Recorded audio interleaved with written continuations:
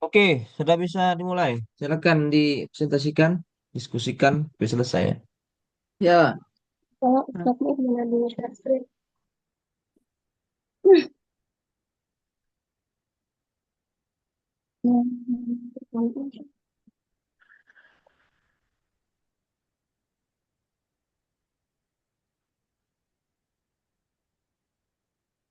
Halo, suaranya kedengeran nggak ya? ngerang, ngerang. Nah, Sangat jelas. Dengan. Ini tampilan PPT-nya belum berubah, masih yang gambar oh, yang halaman paling awal. udah. Bismillahirrahmanirrahim. Assalamualaikum warahmatullahi wabarakatuh. Assalamualaikum warahmatullahi wabarakatuh. Wassalatu wassalamu alaikum. Wassalatu wassalamu ala sayyidina Muhammadin Mustafa wa ala ahli sadiq wa ala ahli sahbihi wa ahli sidqi wal wafa amma ba'd.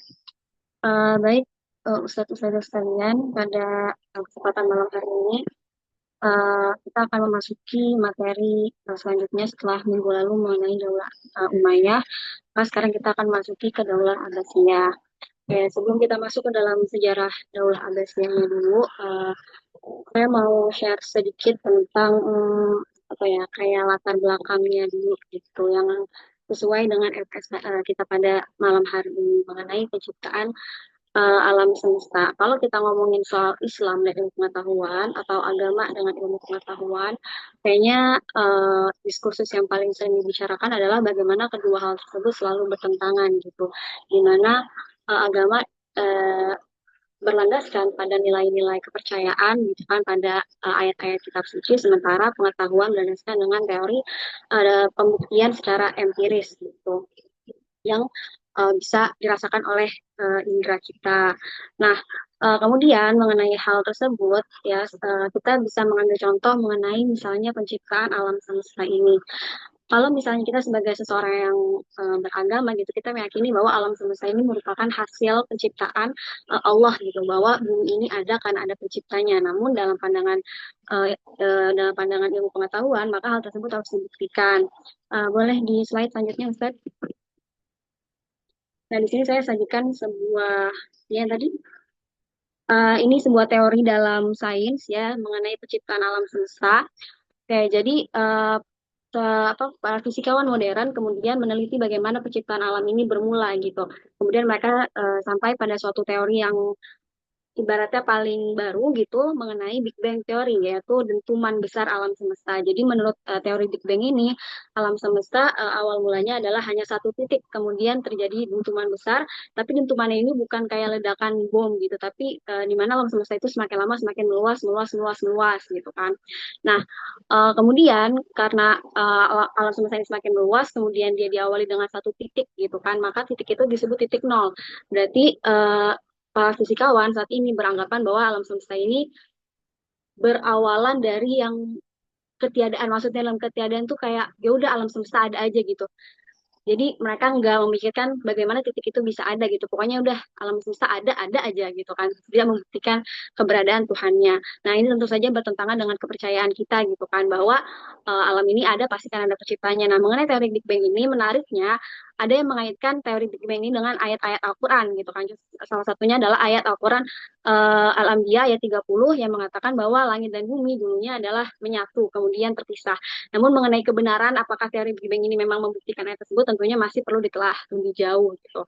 Nah, mengenai alam semesta ini kemudian kita akan memasuki apa relasinya dengan dinasti Abbasiyah gitu kan. Mengenai apa namanya, pengamatan tentang bagaimana alam semesta yang tercipta ternyata sudah ada sejak dahulu kala gitu. Boleh di slide ke selanjutnya. Nah, kalau misalnya fisikawan sekarang mencoba membuktikan penciptaan alam semesta ini dengan bukti empiris gitu, dengan melakukan penelitian ilmiah. Kalau misalnya yang pengamatan filsuf dulu, termasuk filsuf pada dinasti Abbasiyah, itu merupakan pengamatan dari rasional gitu, jadi nggak empiris. Di mana di sini kita punya tokoh namanya Al-Kindi, seorang filsuf Muslim yang hidup di zaman Abbasiyah, tepatnya di pemerintahan Al-Makmun gitu. Nah, Al-Kindi ini memiliki sebuah teori filsafat yang disebut dengan filsafat ketuhanan yang ia kembangkan dari filsafat milik Aristoteles mengenai penciptaan alam semesta, di mana terdapat perbedaan nih antara Al-Kindi sama Aristoteles, walaupun sebenarnya Al-Kindi katanya banyak mengambil pendapat dari Aristoteles gitu. Nah, Aristoteles itu menganggap penciptaan alam semesta ini sama. Kalau misalnya alam semesta ini ada ya ada aja. Dianggapnya Tuhan dalam pandangan Aristoteles ini adalah penggerak pertama. Penggerak pertama dalam artian segala sesuatu di alam ini bergerak menuju Tuhan gitu. Nah, makanya Tuhan dianggap sebagai penggerak pertama, tapi dia tidak menciptakan alam semesta. Nah, pandangan ini kemudian diargumen gitu sama Al-Kindi gitu kan pada masa dinasti Abbasiyah, di mana dia merilis buku yang berjudul itu tadi Filsafat Ketuhanan, di mana dia mengatakan bahwa alam semesta ini ada dari ketiadaan. Artinya apa namanya alam semesta ini merupakan ciptaan Tuhan dan Tuhan itu punya keistimewaan untuk bisa menciptakan sesuatu dari yang tiada kayak gitu. Nah, lanjut boleh lantas apa kemudian relasinya dengan masa dinasti Abbasiyah ini. Tadi saya sempat bilang di awal bahwa kayaknya kalau kita ngomongin agama sama ilmu pengetahuan itu selalu menjadi sesuatu yang kontradiksi gitu, bertentangan terus, seolah-olah nggak bisa digabungkan. Tapi ternyata kalau misalnya di dinasti Abbasiyah ini pernah terjadi sebuah perkembangan ilmu pengetahuan besar-besaran gitu kan. Padahal dinasti Abbasiyah ini adalah dinasti Islam gitu kan. Tapi ternyata ilmu pengetahuan dinasti Abbasiyah itu justru menjadi sesuatu yang sangat dicintai gitu, sesuatu yang sangat hausin gitu. Semua orang pengen tahu tentang ilmu pengetahuan kayak gitu. Nah, lantas kaitannya apa nih dengan pengamatan alam semesta? Kalau misalnya fisikawan modern sekarang mengamati alam semesta untuk membuktikan Tuhan itu ada secara empiris, kalau misalnya pada zaman dinasti Abbasiyah ini mereka lebih fokus pada memperhatikan alam semesta untuk uh, mengagungkan Tuhan gitu untuk juga sebagai kegunaan-kegunaan yang dalam kegiatan sehari-hari misalnya kayak penentuan arah kiblat kemudian kayak waktu sholat kayak gitu. Nah lanjut sekarang kita akan memasuki bagaimana peradaban Islam pada uh, dinasti Abbasiyah.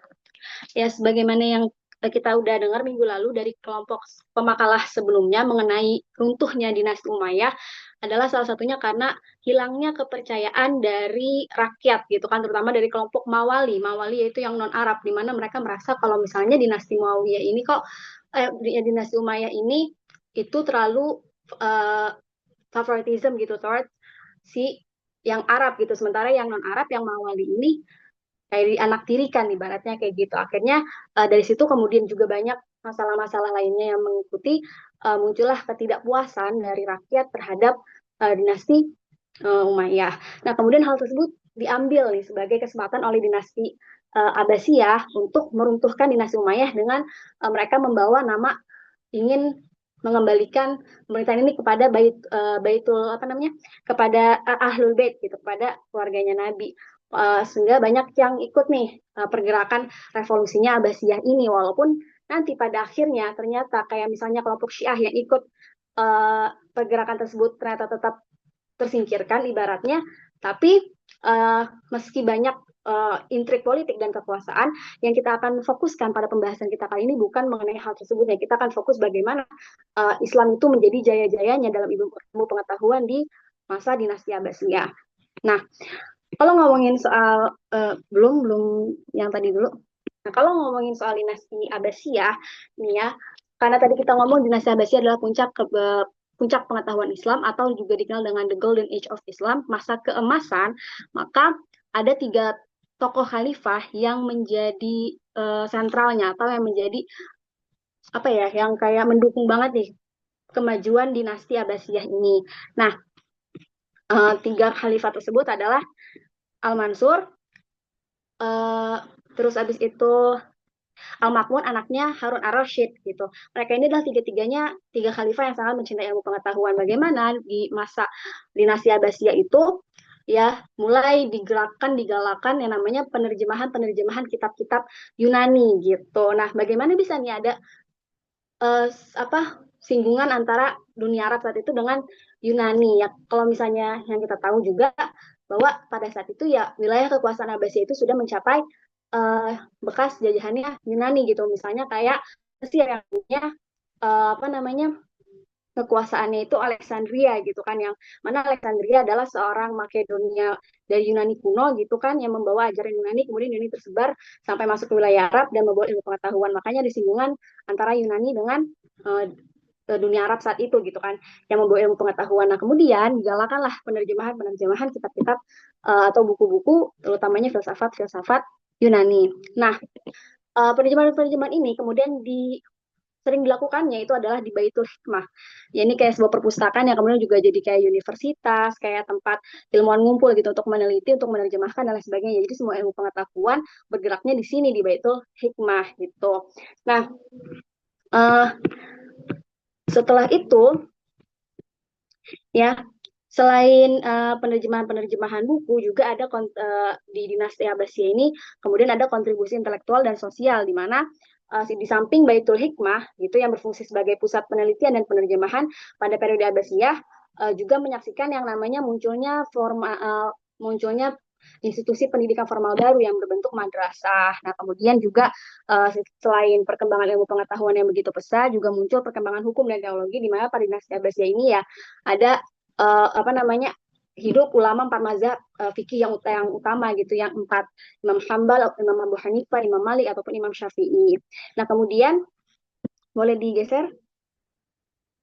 Nah kemudian juga ada ciri yang menonjol dari dinasti Abbasiyah ini pada desain seni arsitektur ataupun tekniknya gitu. Nah salah satu yang menonjol adalah arsitekturnya nih, di mana bangunan masjidnya kayak gitu, menaranya kayak ulir gitu, kerucut gitu, tapi mengulir gitu kan, namanya Menara Mawiyah gitu. Salah satu ciri dari dinasti Abbasiyah. Nah, boleh next. Nah, kemudian juga ada pengembangan teknik di sistem perairan yang namanya sistem perairan kanat, menunjukkan kemajuan dalam pengetahuan di dinasti Abbasiyah. Selanjutnya,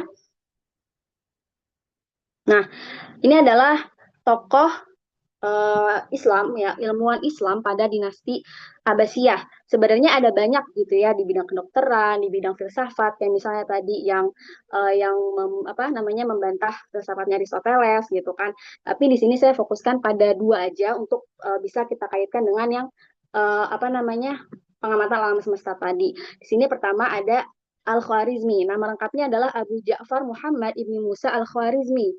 Nah, temuan yang dihasilkan oleh Khawarizmi ini utamanya ada dua gitu yang berkaitan dengan alam semesta atau misalnya kayak kegunaannya untuk umat Islam. Pertama adalah matematika. Di matematika ini dia menemukan yang namanya aljabar, kemudian angka nol, kemudian juga fungsi-fungsi rumus-rumus matematika yang kayak sinus, kotangan dan lain sebagainya yang ternyata itu berguna untuk apa namanya untuk penentuan kalender hijriah dan juga arah kiblat. Kemudian yang kedua adalah di bidang astronomi dan geografi di mana Al-Khwarizmi ini menyusun tabel yang mengelompokkan ilmu perbintangan gitu. Jadi ini berguna untuk ilmu geodesi dan meningkatkan navigasi dan pembuatan peta serta menentukan arah kiblat yang lebih akurat. Jadi seperti yang dikatakan di awal tadi bahwa ilmuwan Muslim pada dinasti Abbasiyah mereka tidak fokus untuk meneliti alam semesta ini untuk mencari keberadaan atau kebenaran Tuhan secara empiris, tapi mereka mencari bagaimana alam semesta ini tuh bisa memberikan kontribusi dalam kehidupan sehari-harinya gitu. Kemudian selanjutnya nah, tokoh yang kedua yang di-highlight di sini adalah Al-Batani. Nama lengkapnya adalah Abu Abdullah Muhammad bin Jabir bin Sanan Al-Harami Ar-Rafi Al-Saibi Al-Batani gitu. Nah, Al-Batani ini juga melakukan penerjemahan-penerjemahan pada buku-buku Yunani gitu kan, termasuk karyanya filsuf Yunani Ptolemeus yang punya buku namanya Almagest. Nah, secara keseluruhan Al-Batani menghasilkan berbagai penemuan ilmiah di bidang astronomi, matematika, termasuk trigonomi, sferis, aljabar, dan geometri, serta juga geografi. Gitu. Nah, yang signifikan dari temuan Al-Batani ini adalah kegunaannya yang krusial untuk kemajuan astronomi. Misalnya ia memperkenalkan fungsi sinus dan kosinus sebagai tali busur yang sebelumnya digunakan. Nah, ini juga kemudian bermanfaat untuk perhitungan penanggalan yang lebih akurat. Boleh selanjutnya? Oke. Nah, ini kita udah masuk di babak akhir. Sebenarnya materinya itu panjang, tapi saya membawakan dengan singkat gitu. Saya bacakan intinya kalau misalnya nanti terlalu cepat atau misalnya mau ditanyakan silahkan.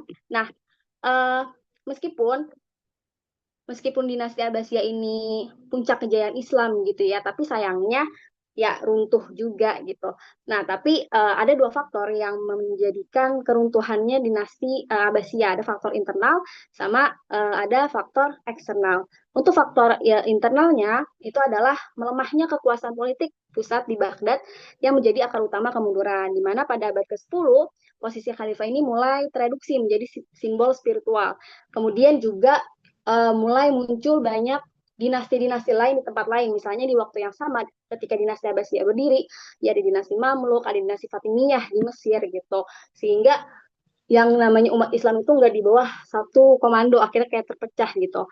Nah, kemudian yang paling signifikan gitu, bukan terakhir yang mengakhiri keberadaan dinasti Abbasiyah ini adalah faktor eksternal, yaitu invasi Mongol gitu. Jadi setelah menaklukkan Asia Tengah dan Persia, invasi Mongol ini jadi pasukan Tartar di bawah uh, komandonya Hulagu Khan, ya cucu dari Genghis Khan ini mengarahkan pasukannya ke jantung dunia Islam saat itu gitu kan. Kemudian dia membakar pusat pengetahuan Islam yaitu Baitul Hikmah gitu. Nah, akhirnya kota yang pernah menjadi pusat intelektual dunia ini kemudian rusak dan bahkan menurut laporan sejarah gitu Sungai Tigris yang berada di sekitarnya itu menjadi hitam karena tinta-tinta buku yang dibuang. Jadi kita mengalami apa namanya kita kehilangan sumber ilmu pengetahuan yang begitu banyaknya kayak gitu. Nah, ini adalah sejarah singkat mengenai bagaimana dinasti Abbasiyah itu ya di mana pada masa itu terjadi yang namanya masa keemasan. Nah, yang uniknya mengenai masa keemasan di Islam ini gitu ya. Kalau misalnya pada saat itu Islam mengalami kemajuan, yang menjadi unik adalah Eropa pada saat itu justru mengalami yang namanya masa abad pertengahan gitu, masa kegelapan gitu, di mana mereka ketika Islam itu lagi percaya-percaya sama ilmu pengetahuan, Eropa justru lagi percaya-percayanya sama tahayul. Sampai ada satu kisah yang ini sebenarnya nggak ada di makalah, tapi ini untuk trivia aja. Kalau misalnya ada pada saat itu penguasa Eropa saat itu yang namanya uh, Karl Agung ya, yang ketika itu dia menerima sebuah hadiah dari Harun al-Rashid berupa jam. Jamnya itu jam dengan teknologi air gitu kan, dimana jamnya ini setiap uh, jamnya itu bisa bunyi gitu. Kalau misalnya di zaman sekarang mungkin yang ada bandulnya kayak gitu, tapi pada saat itu menggunakan teknologi air. Nah, ketika mendapat jam tersebut, Karla Agung ini kaget gitu, kenapa jam bisa bunyi gitu. Ini menunjukkan betapa peradaban Islam sama Eropa pada situ sangat tertinggal jauh pada masa itu. Tapi kalau misalnya kita lihat keadaan kita sekarang, sepertinya justru Eropa yang sedang apa namanya naik seperti itu. Mungkin itu aja yang bisa saya sampaikan mengenai dinasti Abbasiyah. Kalau misalnya ada yang mau ditanyakan atau dikoreksi, dipersilahkan.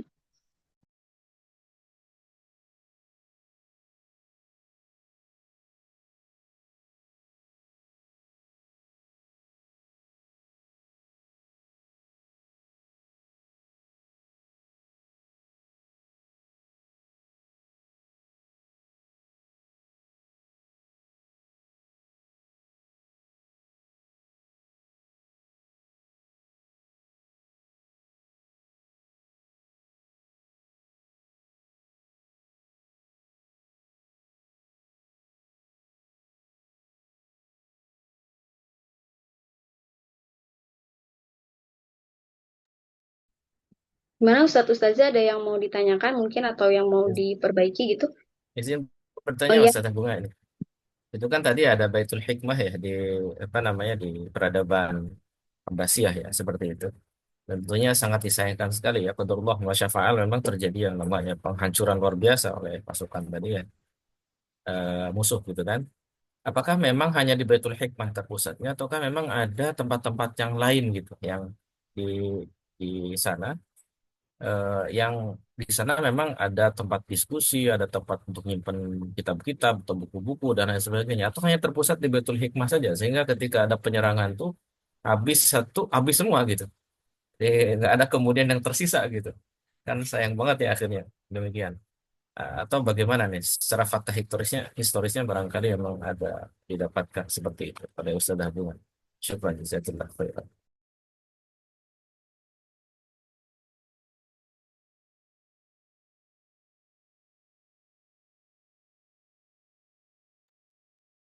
terdengar nggak suaranya? Halo? Halo, terdengar, Kedengeran, terdengar. kedengeran. Oke. Ini tuh Mungkin sebelum ya. saya jawab pertanyaan Ustadz Teguh, ada yang mau ditanyakan lagi? Yang teman-teman yang lain, Ustadz Ustazah yang lain, biar nanti kalian sekalian jawab, sekalian mikir juga. Eh, izin saya itu terkait makalah mungkin masih banyak yang belum rapi ya terkait footnote dan apa justify itu pasti paragrafnya juga itu aja sih kalau dari saya. Iya, makasih Ustadz Zuri soal itunya koreksi makalahnya. Iya, memang masih kurang rapi karena kebetulan laptop saya tuh rusak, Activate Windows-nya nggak tahu kenapa nggak bisa dibenerin. Jadi saya bikinnya pakai Google Docs, yang mana Google Docs itu kan kalau bikin apa referensi itu agak susah ya karena nggak bisa pakai Mendeley gitu. Jadi settingannya juga nggak terbiasa, makanya masih berantakan gitu. Tapi nanti kalau misalnya udah bisa laptopnya, pasti akan diperbaiki biar lebih rapi lagi. Nah, kemudian untuk menjawab pertanyaan Ustadz Teguh gitu, seperti yang tadi saya sempat katakan di awal bahwa selain ada apa namanya Baitul Hikmah, itu juga ada namanya institusi pendidikan yang lain seperti misalnya kayak madrasah, kemudian juga ada yang disebut dengan kutab kayak gitu sebagai lembaga pendidikan dasar kayak SD kali ya kalau di sini.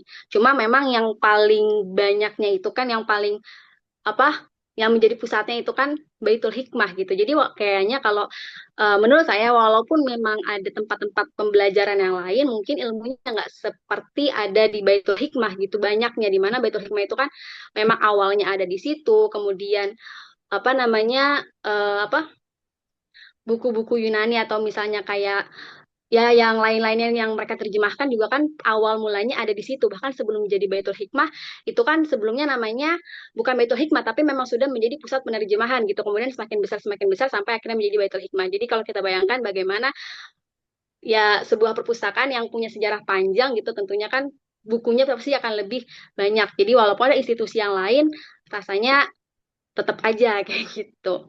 Yang sangat disayangkan kehilangannya lebih dahsyat gitu kalau misalnya Baitul Hikmah.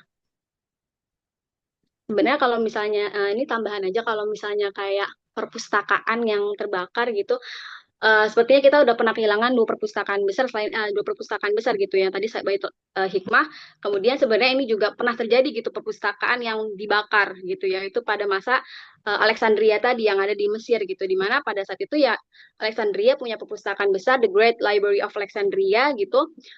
eh, ada apa ya kayak kebijakan yang serupa dengan dinasti Abbasiyah di mana setiap yang datang ke situ itu pasti bawa ilmu. Bahkan kalau misalnya di apa namanya di Alexandria Mesir itu kalau misalnya datang ke sana itu mereka akan minta buku aslinya kemudian di copy nanti kopinya dibawa pulang buku asli disimpan di Alexandria tapi kemudian perpustakaan yang menyimpan sejuta pengetahuan itu pun dihancurkan dan dengan cara yang dibakar juga walaupun pelakunya masih banyak kayak spekulasi siapa yang membakar kayak gitu.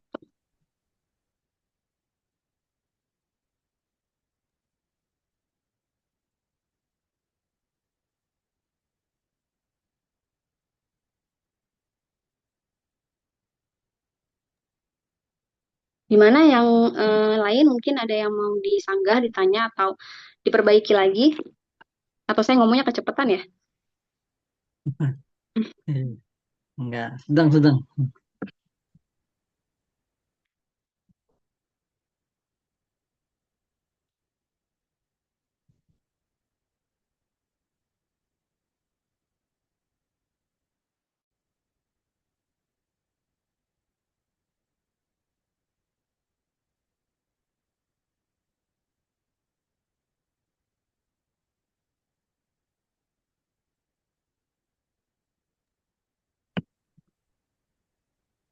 Izin diskusi Mbak Bunga ya. Ya, silakan. Eh, memperhatikan tentang RPS ini ya. Eh, menyusun ringkasan dalam bentuk makalah tentang penciptaan alam raya agar dapat diterapkan pada kehidupan nyata. Ya. Di sini tadi disinggung tentang penciptaan alam raya. Walaupun sampai sekarang memang sifatnya kontroversi, saya ingin mengkoleksi pendapat-pendapat teman-teman dan sebagainya. Saya akan sedikit melempar isu kontroversial ya. Yang mana disebutkan dalam ayat tadi, saya ayat tidak hafal saya. Ayatnya Bang. Bismillahirrahmanirrahim awalam yarul ladzina kafaru annas samawati wal ardo kanata rotko Oh, fafataknahuma wa ja'alna minal ma'i kulla syai'in hayy afala yu'min. Di sini Anbiya, ya, Anbiya. ah, dan juga saya sebetulnya ada satu poin yang tanda kutip saya tidak sepaham dengan Mbak Bunga, dalam arti mengatakan antara sains dan Al-Quran itu bertolak belakang. Saya di sini kurang setuju. Beda ya, nggak apa-apa ya. Ya harus beda lah, nggak apa-apa lah ya. Iyalah. Karena menurut saya sains itu mendukung tentang kebenaran Al-Quran, malah tidak kontroversi, tidak belakang. Kontra belakangnya di mana? Adapun kalaupun ada kepahaman yang tidak sesuai dengan Al-Quran, sebagai seorang yang beriman, bukan Al-Quran yang bertanyakan, tapi cara pemahaman kita atau hasil penemuan kita sudah sesuai apa enggak. Berarti karena Al-Quran itu solihun likuli zaman, likuli makan, dan pasti kebenaran 100%. Nah, itu hal lain. Saya mau menyorot di sini. Saya ingin mengkoleksi pendapat teman yang lain dan Mbak Bunga tentunya. Jadi disebutkan bahwasanya bumi itu diciptakan kanata rotko, ya, dari satu bahan gelondongan yang sama. Gelondongan yang sama. Kanata rotko. Ya, itu dari bahan baku yang sama. Bisa dipahami ya. Gelondongan tahu gelondongan enggak? Kalau kai Ya, itu kayu gelondongan. ayo. Hmm. Kai. Gumpalan. Ya, kai satu Bunga, dibelah bunga. jadi dua. Di tengah wajahnya ya dibelah. Satu langit, satu bumi. Bisa dipahami di sini. Ya, Ya, wes. Artinya dalam apa bahasanya itu terbuat dari bahan baku yang sama. Nih saya luas langit dan bumi hasilnya sama dong, hmm. ya kan? Maka di Ya, sini di saat teori bumi bulat ini bingung mau diterapkan bagaimana. Walaupun yang mengatakan bumi itu datar juga kekurangan argumen juga. Cuma dasar teori ini dari lafadz ini juga ini sebetulnya kalau menurut sepaham saya ini mengajak kita memahami ilmu itu bumi itu datar. Terlepas memang dari kurang hujah, ya ayo kita koleksi hujah. Bagi yang Anda mungkin mempunyai pandangan bumi itu bulat, hujahnya mana? Yang mempunyai pandangan bumi itu datar, hujahnya. Tapi saya pribadi mempunyai pandangan bumi itu datar. Karena berawal dari satu gelondongan yang sama, ya, dengan gelondongan yang sama, maka luas langit dan bumi ini saya sama, Pak. Paham? Terus kenapa mereka itu tidak menyatu? Ini terjawab dengan teori magnetis. Kutub-kutub selatan kan kalau saya tahu magnet, kalau dipecah, mereka kalau dibenturkan lagi kan tidak bisa menyatu ya. Itu teori magnetis. Ya, saya ingin tahu pandangan pemakalah bagaimana. Silakan. Kalau pertama, bentar. Kalau misalnya soal bumi bulat atau datar, saya penganut bumi bulat, tentunya dengan teori-teori yang udah ada gitu, maksudnya udah umum lah. Kalau Ya kayak enggak, misalnya, saya ingin tahu apa alasan Anda apa ya dalam kalau menyikapi misalnya, ayat inilah. Anda ya, mengatakan bumi itu bulat, ya. ya. Terus Anda menyikapi ayat ini bagaimana? Nah, sebentar sebelum ke situ, bentar ya. Nah, kalau misalnya ini kita pertama soal bumi bulat dulu. Nah, kemudian tadi misalnya pernyataan soal saya mengatakan bahwa agama ini sama agama sama sains itu nggak sejalan gitu. Sebenarnya maksudnya bukan saya mengatakan agama dan sains nggak sejalan, tapi banyak bagaimana saya ketik di makalah itu umumnya sering terjadinya seperti itu. Kemudian saya paparkan pada dinasti Abbasiyah bahwa agama sama ilmu pengetahuan itu justru menjadi sesuatu yang sangat beriringan gitu, di mana ya orang-orang agama itu justru meneliti pengetahuan, meneliti alam gitu kan untuk membuktikan keagungan Allah gitu kan. Walaupun membuktikan keagungannya bukan dengan cara membuktikan Allah itu ada secara empiris, artinya secara kita bisa melihat kasat mata gitu kan, bisa dihitung atau bisa kayak gimana, tapi kita bisa merasakan efeknya. Sebagaimana kalau misalnya kita mau kaitin dengan sains, misalnya dengan gravitasi. Gravitasi itu kan kita nggak bisa melihat gerakannya, kita nggak bisa melihat gayanya, kita nggak ada atau misalnya kayak buletan gravitasinya itu kayak gimana kita nggak bisa lihat, tapi kita bisa merasakan efeknya bahwa dengan gravitasi kita bisa napak di bumi, kita bisa kalau misalnya apa namanya alam semesta ini tuh bisa berjalan dengan sesuai gitu kan, sebagaimana surah Yasin ayat 40 bahwa bumi itu bahwa setiap planet itu berputar pada porosnya gitu kan, itu kan berputar pada porosnya itu juga efek gravitasinya gitu kan. Begitupun dengan keberadaan Allah gitu, walaupun kita nggak bisa melihat Allah dengan kasat mata, tapi kita bisa merasakan efeknya. Nah, kemudian terkait misalnya ayat ini ya, kalau misalnya tadi dikatakan sesuatu yang padu kemudian terpisah. Sebenarnya kalau misalnya kita soal penafsiran yang tadi saya baca-baca juga ketika apa namanya membuat makalah ini, memang penafsirannya sendiri itu bermacam-macam. Ada yang mengatakan dulunya itu bumi berpatunya ya dibelahnya seperti dibuka gitu. Nah, tapi kalau misalnya teori ini mengatakan bumi satu padunya itu kemudian meledak itu dengan gerakan yang tadinya kecil kemudian semakin besar semakin besar semakin besar semakin besar. Hal ini diungkapkan sama fisikawan namanya Hubble di mana dia itu melihat bahwa pergerakan galaksi atau pergerakan planet-planet itu semakin menjauh, artinya semakin melebar. Alam semesta ini tuh expanse gitu, semakin melebar. Itu mengenai teori ini. Nah, kemudian kenapa dikatakan untuk bisa mengucapkan bahwa oh Big Bang Theory ini membenarkan perkataan Al-Quran itu masih perlu kita teliti lagi karena sebenarnya Big Bang Theory ini walaupun udah dari tahun walaupun udah pada abad 20-an gitu adanya, tapi dia ini masih mengalami perkembangan di mana masih banyak peneliti yang mau mencoba mencari gitu. Tadinya kan titik, ada yang mencari lagi sebelum titik tuh apa gitu kan. Dan juga sifatnya sains itu dia selalu berubah. Jadi ketika saya bilang kalau misalnya untuk mengatakan Big Bang Theory ini membenarkan perkataan Al-Quran, saya nggak setuju. Karena kalau misalnya kita gini, kalau misalnya kita mencari-cari, oh sains itu akan membenarkan Al-Quran, seolah-olah Al-Quran itu perlu dibenarkan. Padahal sains itu kan sifatnya berubah, penelitian itu berubah, dan penelitian ini masih diteliti lagi oleh para ilmuwan, yang mana artinya teori ini pun masih bisa dibuktikan kesalahannya gitu, masih bisa ditemukan teori bahwa oh Big Bang ternyata salah, akan ditemukan oh ternyata fisikanya itu salah atau misalnya rumusnya salah.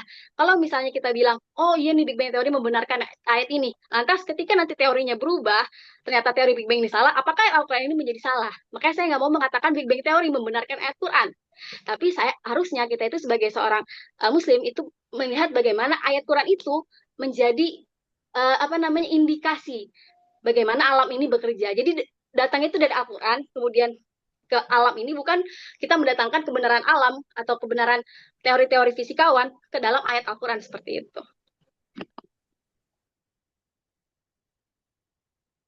Oke, bisa dipahami. Cuma belum menyentuh tentang pertanyaan saya tadi. Anda menyikapi kata Rotkon itu bagaimana? Kalau Anda punya pandangan bumi itu bulat. Gimana? Anda berpandangan bumi itu bulat. Oke, Ya, terus menyikapi ayat Rotkon itu gimana? Bahwasanya bumi itu terbentuk dari bahan baku yang sama. Terus di wajalna dari terus kemudian dipisah oleh air tadi. Wajalna minal ma'i kullasyai'in hayy afala yu'min. Fafataknahuma rotkon fafataknahuma. Kemudian kami misalnya kedua. Itu Anda menyikapinya bagaimana? kalau misalnya Rotkon dikatakan fafataknahuma. kalau misalnya dibilang sesuatu itu maksudnya terbelah hanya sesuatu yang datar, apakah yang bulat itu nggak bisa terbelah di tengah-tengah? Loh iya silakan dibelah terus nanti praktek langit bunda bumi bagaimana? Makanya ini yang masih menjadi apa ya, yang masih menjadi bukan perdebatan juga sih sebenarnya, tapi kalau Ya, misalnya di misalnya soal tafsirnya, kalau tadi saya baca Syekh Tantowi itu mengatakan iya ini sejalan dengan Big Bang Theory, tapi ada juga yang enggak kayak gitu. Karena kalau misalnya mau dengan Big Bang Theory ini sendiri, dari Big Bang itu nanti apa namanya ini kan dikatakan memisahkan bumi dengan langit. Sementara di Big Bang Theory itu walaupun perjalanan jutaan tahun sampai 6 masa, dia belum ada buminya. Jadi planet buminya itu belum ada.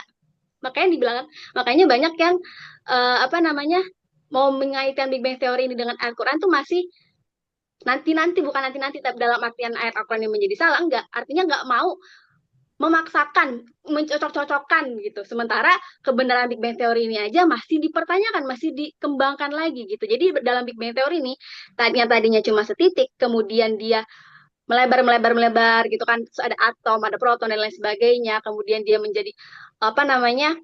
Apa kayak kabut, kemudian nanti dia jadi galaksi, jadi bintang. Itu tuh tahap terakhirnya di yang tahap keenam kalau di Big Bang Theory ini itu dari titik baru menjadi bintang, belum menjadi bumi. Sementara kan di ayat ini dikatakan langit dan bumi, kemudian dipisahkan. Sementara pada Big Bang Theory buminya tuh belum ada, baru berupa bintang yang nanti akan menyebabkan adanya planet-planet lain, tapi jaraknya masih jauh. Makanya Big Bang Theory ini tuh kalau mau kita bilang, oh Big Bang Theory membenarkan Al-Quran, seolah Al-Quran perlu dibenarkan. Padahal Al-Quran nggak perlu dibenarkan pun sudah benar. Seperti itu. Iya, kita paham. Saya setuju dengan pendapat Bapak. Enggak, dalam pertanyaan saya tadi, Rotkon fafataknahuma itu menyikapinya gimana kalau Anda punya pandangan bulat gitu loh. Oke, oke. Bantu deh, bantu jawab ya. Saya mau mengkoleksi pendapat, tuh. Kan selamanya ini masih kontroversi. Anda punya Ya, hujah ya. argumen, coba coba saya dibantu. Ya, gini. Aku bantu ya.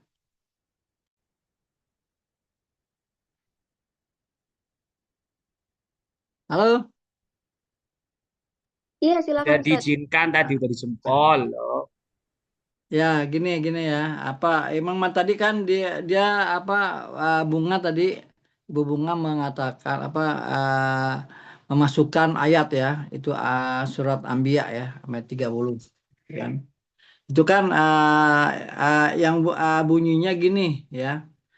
Kenapa kok di dalam surat ini Allah mengatakan awalam yaral ladzina kafaru. Nah, ya kan? Apakah ya kan tidak melihat orang-orang yang kafir ya, orang kafir loh, bukan orang ini nih, ya kan? Orang kafir. Bahwa sesungguhnya langit dan bumi itu ya, kanata keduanya itu ada kedua itu adalah rotskon, berpadu maksudnya. Ya, berpadu itu maksudnya jadi satu. Ya, satunya itu apakah bulat, apakah apa itu bersatu di situ. Ya, rotskon itu satu, satu akhirnya dipataknah, ya pataknahuma, dua-duanya itu dibelah, maksudnya dipisahkan, ya kan? Dipisahkan, ya. Terus ayat selanjutnya waja'ana minal ma'in kullesai, ya kullesai hayin, ya sesuatu itu, ya kan, dari hidup itu karena air, ya kan. Ini kan sebenarnya menegur orang-orang kafir nih, ya. Nanti saya cerita lagi ya. Terus afala yu'minun, apakah kamu tidak beriman? Kan disuruh tuh supaya dia beriman. Nah, kebanyakan ya filsafat-filsafat itu dia sebenarnya di dalam Al-Qur'an itu udah ada. Ini kan contoh. Di Al-Qur'an itu udah ada semua. Apa aja ada. Ilmu apa aja semua ada. Ya, irigasi semua di sini ada nih ya, satu sistem ya, manajemen apa masalah kaunnya ya, masalah kejadian di bumi ini kan. Itu kalau dia mau pelajari Al-Qur'an tuh ada semua gitu. Tapi kebanyakan filsafat filsafat daripada asing itu ya, di luar Islam lah ya, asing itu dia menggali dilihat dari bumi, ya dari bumi itu ada, makanya dibilang di sini wajah anak minal main kulihain, jadi semuanya itu karena air, semua manusia nih semua di bumi ya karena air, kalau nggak ada air mati, ya seperti ya tumbuh-tumbuhan apa juga itu karena air, ya makanya harus tahu, makanya hujan ya dari langit, ya dari mana air itu dari langit. Yang ketiga dia nggak tahu nih dari mana nih, ya kan? Tapi kalau kita nggak ngerti, coba baca di Al-Quran kan, ya, minana apa di surat kalau nggak salah Amma Tasalun tuh kan, bahwa ya Allah jadikan tuh turun air dari langit. Tadinya bumi itu kering. Jadi pada saat dia bersatu, tadinya nih bersatu dia ya antara bumi dengan langit dan bumi dia bersatu. Ya kan? Setelah dibelah ya atau dipisahkan ya, bumi tadi mati. Ada kan contohnya tadi buminya tuh mati. Ya, jadi nggak tahu apa ya kan semuanya yang bersatu itu tadinya mati. Karena dilihat di situ bumi itu mati tadinya. Ya, maka Allah kasihkan air itu supaya hidup. Apa aja ya, air itu dari langit tuh. Ingat, bukannya dari bumi itu air. Itulah yang kehidupan air itulah ya, dia menjadi tumbuh-tumbuhan apa semua ada ininya, apa sari-sari dari air itu. Makanya di dalam di dalam ini di dalam ini saya setuju itu ya, itu ketemu itu ya, dia kasih surat itu atas sangat-sangatlah banyak sangatlah banyak ininya, banyak banyak tujuannya, ya kan? Karena di sini ya Allah mengatakan awalam yarol lazina kafaru anas samawati wal ard kanata rotkan. Itu kan diceritain ya bahwa tadi begitu ya, bumi tadi mati ya, Allah kasih turun hujan gitu, tadinya kering tuh ya, semua kering Mohon izin ya. Pak Syarul, Jadi mohon izin Pak Syarul, mohon izin. apa? Kan pertanyaannya, bumi itu Hah? bulat apa datar gitu loh gitu. Itu Poinnya, bukan, itu lain Nama lagi kita ya. Itu enggak, Tat. itu kan Oh, Hah? ini loh, gini loh, enggak, bentar dulu, bentar. Saya sama Pak Syarul dulu. Menurut Pak Syarul, bumi, bentar. Bumi Ya itu ya. datar apa bulat dulu? Ayo, Kenapa? menurut sampean, Kan bumi lihat datar dia apa bulat? dari ini emang bulat, itu bumi itu bulat. Oke, Nggak selesai. mungkin datar. Titik, Kalau titik. datar nih, Oke, dengerin. Enggak, selesai dulu. Bulat ya. Oke, Ya bulat. Oke, bulat. Selesai dulu, Anda mengatakan bulat ya. Ya. Ya, dibuat dari gelondongan yang sama, bahan baku yang sama, terus dipisah. Hah? Ayo, Iya. Kenapa? logikanya kan luas bumi dan langit sama. Terus kenapa? Loh, dalam penyataan Anda menggambarkan bulat seperti ini kan luas langit lebih besar daripada bumi. Luas langit daripada bumi gimana? Maksudnya? Kan bagi dua. Ih, nggak paham sih. Yang Kanata sekarang rotkon dari ini, bahan Boys. baku yang sama. Nih bahan baku yang sama ya, bahan baku yang sama. Iya. Setelah dipisah, berarti kan luas bumi dan luas langit kan sama. Iya, ini pandangan ke pandangan, ya. Iya. Pandangan. Sekarang nih, gini maksudnya gini ya. Kalau misalkan ya di situ bilang masalah datar, ya. Kalau datar nih, kalau misalkan bumi datar nih, kan Ya. situ bilang datar kan? Karena dari gelondongan itu ininya permukaannya itu yang dibelah itu jadi datar, bener nggak? Iya, betul. Nah, Ya, kalau betul. datar, ya kan, berarti air tuh kemana larinya tuh? Iya, Oh, Anda datar. punya teori lain, oke silakan. Tapi Anda memandang ayat itu bagaimana? Ayat ini loh, bagaimana gitu loh. Iya. Makanya tadi sains itu bisa berubah kapan saja gitu loh, Pak. Nah, kan terus? Nah, dengan pandangan Anda bumi mengatakan itu secara sekarang yang berkembang memang mayoritas mengatakan bulat. Kalau diseandaikan dengan ayat ini bagaimana Anda menyikapinya gitu. Iya, sekarang Muiz bilang bulat, ya. Kan saya bilang datar nih, bukan datar, maksudnya dibelah dua ya, dibelah dua. Kalau misalkan dia tadi jadi menyatu, ya kan saya bilang dia menyatu loh, bukannya bilang bulat, bilang apa, enggak ada di sini. Ya tidak dikatakan di sini bulat nggak ada, kecuali kalau udah ada sains mengatakan bumi itu bulat. Tuh, sains mengatakan bulat. Tapi di sini bukannya bulat, proton bersatu, nyatu, ya. Nyatu, maksudnya nyatu nggak? Ya kan? Nyatu itu dibelah, maksudnya dibagi antara langit dengan bumi. Nah, itulah kehidupan. Kehidupan di dunia ini ada langit dan bumi. Bukan bumi aja gitu. Makanya dibagi dua antara langit dengan bumi. Nah, disitulah Allah berikan kehidupan. Ya, di situ Allah kasih air, turunkan air. Semua. Ya kan? Dan disitulah kehidupan adanya kehidupan. Nah, di sini timbulnya di sini di dalam Abasyar sini kan, di sini banyak pengembangan astronom semua irigasi semua dari situ, ya. Kalau dia ini dari sana, tapi waktu itu dia nggak tahu nih, dicari, digali. Kenapa dia tahu bumi bulat? Ya digali sama dia. Dia lihat dari mana kelihatan, oh bumi ini bulat gitu. Terus penemuannya siapa tuh ya, orang-orang siapa yang menemukan bumi gitu kan, bulat itu menurut dia, menurut pandangan dia, pandangan ilmuwan mengatakan bahwa bumi itu bulat gitu. Nah, tapi kalau di dalam ayat sini tidak ada hubungannya, bulat nggak ada, kecuali dibilang bulat bahasa Arabnya apa bulat nih gitu. Rotkan kan berpadu, rotkan itu berpadu bukannya bulat. Kalau pikirannya berbulat dibagi dua, ya nggak jadi bulat dong, ya separuh, jadi garis tengah, betul kan gitu. Tolong sekalian tuh siapa Pak Nur, coba Nur, sekarang Nur Jelasin dong. Jelasin dong. Jadi ini menarik. Sebenarnya kita kan kajiannya tentang Abbasiyah ya, bukan tentang Iya. langit bumi segala macam. Makanya saya tadi mau konfirmasi ke Ustazah Bunga nih masalah Ya. Abbasiyah. Jadi Abbasiyah ini kan dalam masa kepemimpinannya saya pernah baca dibagi 5 periode. Bahkan Iya. sempat dikuasai oleh orang Syiah 2 kali tuh, periode ketiga dengan periode kelima itu, yaitu dinasti Buwaihi dengan dinasti Barmaki itu.